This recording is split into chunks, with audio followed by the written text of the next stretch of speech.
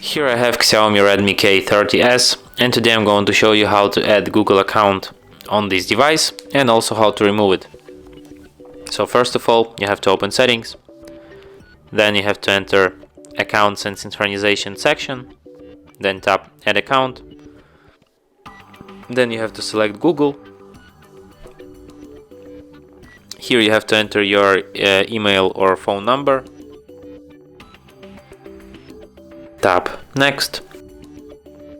Here you have to enter your password. Tap next. Next you have to agree with Google's terms of service and privacy policy, and for the last thing tap accept here. An account will be added.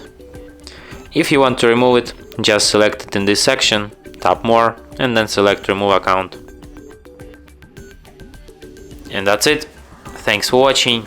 If you find this tutorial useful, don't forget to hit that like button and subscribe to our channel.